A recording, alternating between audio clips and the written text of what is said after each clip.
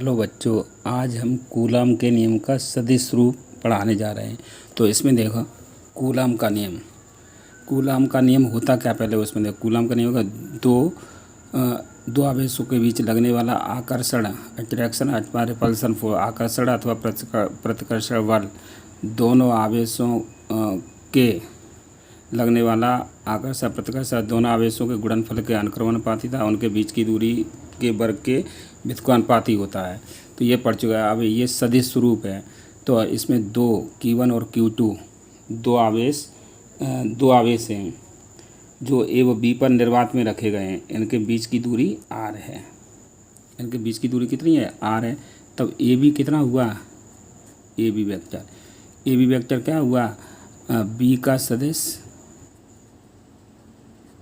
का सदिश माइनस ए का सदिश, बी का सदिश माइनस ए का सदिश, ये हुआ। तो ये वेक्टर से, तो ये मूल बिंदु है। ओ के सापेक्ष ए का स्थिर सदिश r1 और बी का स्थिर सदिश r2। तो ए बी वेक्टर कितना हुआ? ए बी वेक्टर बराबर होगा बी का r2 vector minus r1 vector. अब बी ए वेक्टर कितना हुआ? बी ए वेक्टर ए का सदिश माइनस बी का सदिश, ए का सदिश कितना? r1 vector minus r2 vector. तो मापांक ए बी बराबर मापांक बी ए बराबर क्या हुआ? r2 माइनस r1 वेक्टर बराबर r1 vector minus r2 vector बराबर r, ये होगा, इतना होगा। अब यहाँ से देखो, ये Q2 के कारण Q1 पर लगने वाला बल क्या हुआ? F12, और Q1 के कारण Q2 पर लगने वाला बल कितना हुआ? F21। तो Q1 के कारण, तो अब यहाँ से देख लो Q1 के कारण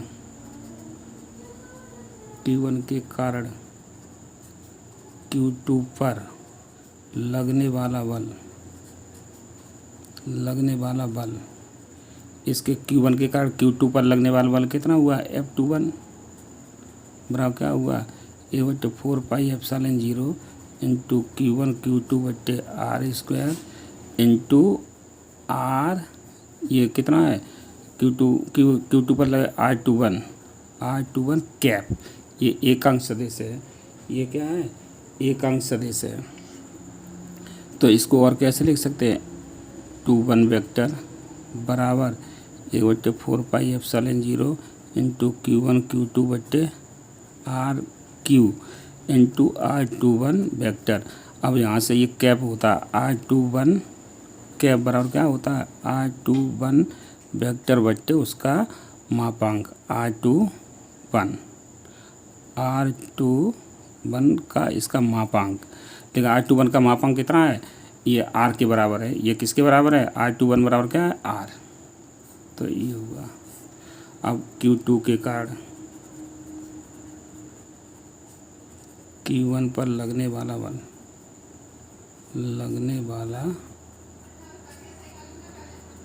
बल कितना हुआ? F12 वेक्टर बराबर क्या हुआ? 1/4 pi epsilon 0 into Q1 Q2 बट्टे r² इंटू r12 कैप। लेकिन r12 कैप कितना हुआ? r12 वेक्टर बट्टे उसका मापांक r12 वेक्टर। तो क्या इसको लिख सकते हैं? ये भी लिख सकते हैं r12 वेक्टर बट्टे r, ये भी लिख सकते हैं r12 को, इतना लिख सकते हैं ये। तो कितना हो जाएगा? F12 वेक्टर बराबर क्या हुआ?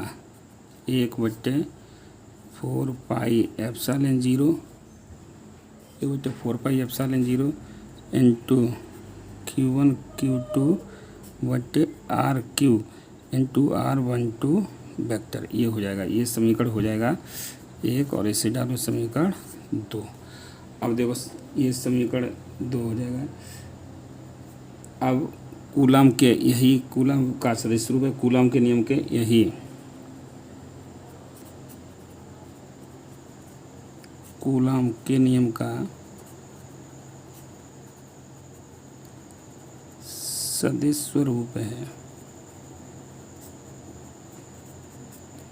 एक कूलम के नियम का सदिश रूप है। अब देखो कूलम के नियम के सदिश रूप का महत्व।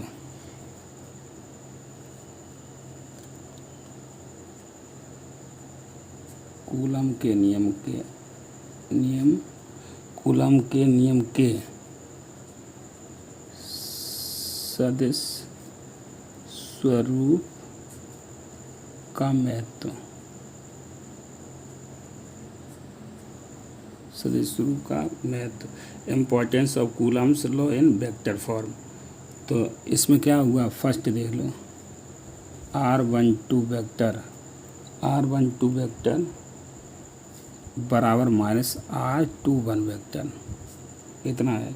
इसीलिए F12 वेक्टर बराबर माइनस F21 वेक्टर, ये कैसे हो जाएंगे, बराबर तथा विपरीत हो जाएंगे। ये बल जब इतना बराबर इतना, तो ये बल कैसे हो जाए, बराबर तथा विपरीत हो जाएंगे।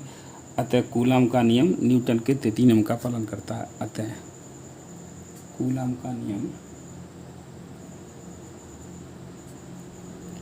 अतः कूलम का नियम न्यूटन के तृतीय नियम का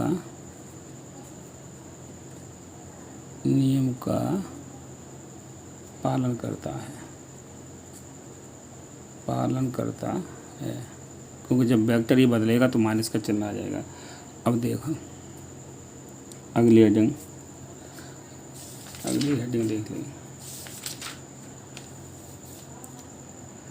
विद्युत क्षेत्र की तीव्रता। विद्युत क्षेत्र की तीव्रता, यह है जगह विद्युत क्षेत्र की तीव्रता। तो विद्युत क्षेत्र की तीव्रता में देखो, इसमें देखो विद्युत क्षेत्र की तीव्रता, विद्युत क्षेत्र में रखे परीक्षण आवेश पर लगने वाले बल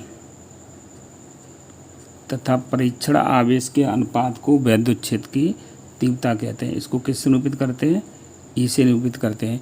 तो विद्युत क्षेत्र में रखे परीक्षण आवेश पर लगने वाले बल तथा परीक्षण आवेश के अनुपात को विद्युत क्षेत्र की तीव्रता कहते हैं। इसको ई से निरूपित करते हैं। इसका मात्रक क्या होता है, मात्रक होता है इसका न्यूटन प्रति कूलम।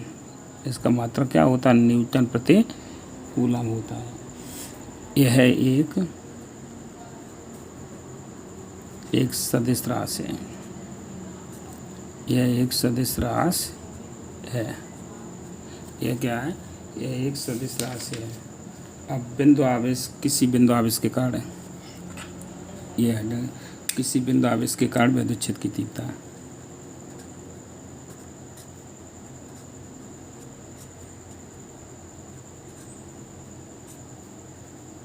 किसी बिंदु आवेश के कारण विद्युत क्षेत्र की तीव्रता।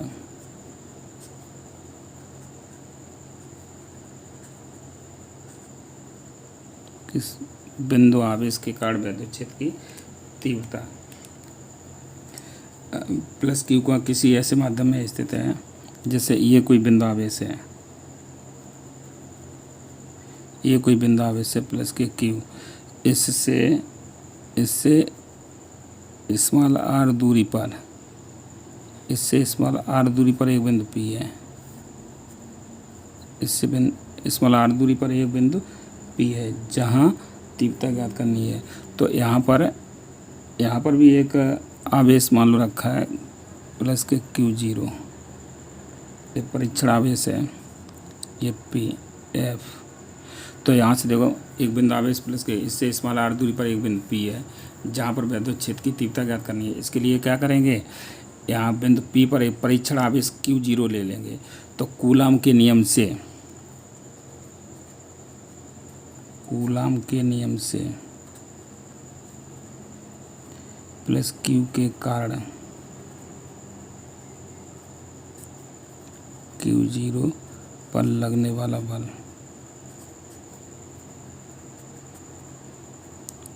F बराबर क्या हुआ, 1/4 पाई एप्सिलॉन 0 इंटू Q0 बट्टे R स्क्वायर।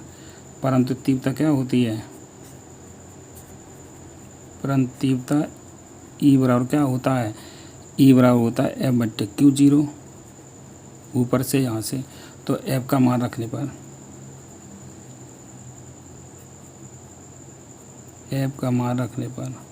मान रख दो। ई बराबर क्या हुआ 1/4πε0 इंटू क्यू क्यू जीरो बट्टे आर स्क्वायर इंटू 1/क्यू जीरो ये, तो इससे ये कट जाएगा। तो ई का मान कितना आया 1/4πε0 इंटू क्यू बट्टे आर स्क्वायर ये आया। तो किसी बिंदु आवेश के कारण विद्युत क्षेत्र की तीव्रता तो इतना ही